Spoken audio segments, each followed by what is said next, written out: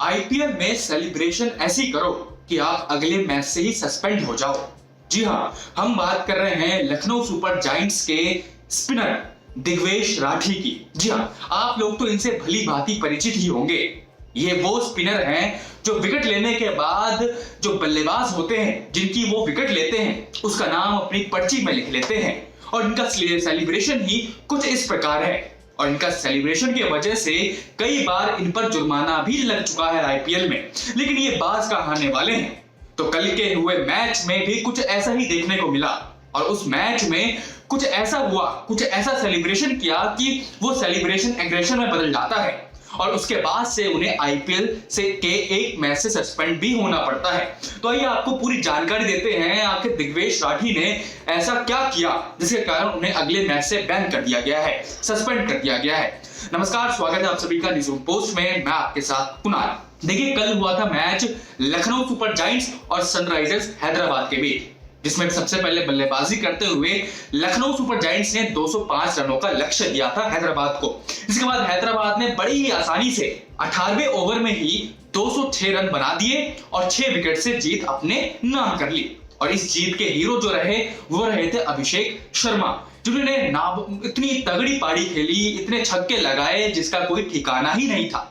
लेकिन इस मैच में दिग्वेश राठी जब गेंदबाजी कर रहे थे, जब वो गेंदबाजी करने उतरे और जब उन्होंने अभिषेक शर्मा का विकेट लिया, मतलब कैच में बैठे अभिषेक शर्मा, उसके बाद जब अभिषेक शर्मा पवेलियन लौट रहे थे, तब दिग्वेश राठी का वही अंदाज आता है, वही फिर वो पर्ची काटते हैं जिसका वो विकेट लेते हैं।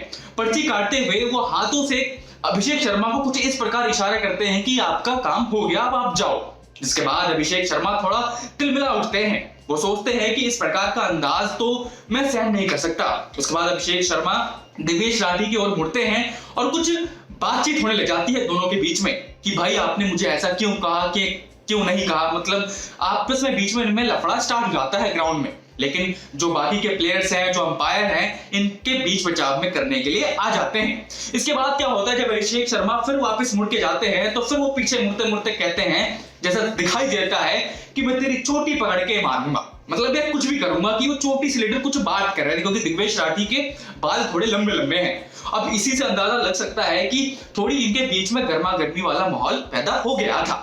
अब क्या था, आईपीएल और बीसीसीआई ये सब कुछ देख रहे हैं, बोल रहे कि लड़ लो बेटा, बाद में फाइन तो लगना ही है। और आखिरकार हुआ भी कुछ ऐसा ही।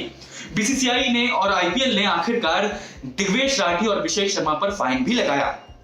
देखिए, दिग्वेश राठी जो है उनको पहले ही लेवल 1 ब्रीच करने के उसमें 3 डीमेरिट पॉइंट्स मिल चुके थे और इस मैच में भी ये कहा गया आईपीएल की तरफ से कि इन्होंने तीसरी बार लेवल 1 को ब्रीच किया है, उसको तोड़ा है और उनको 2 और डीमेरिट पॉइंट मिल जाता है। इसके साथ उनके टोटल 5 डीमेरिट पॉइंट्स हो जाते हैं और दिग्वेश राठी इसी के साथ अगले मैच के लिए भी बैन हो जाते हैं, सस्पेंड हो जाते हैं। कि अब वो जो अगला मैच होना है लखनऊ सुपर जायंट्स का गुजरात टाइटन से, उस मैच में दिग्वेश राठी आपको खेलते हुए नहीं दिखाई देंगे।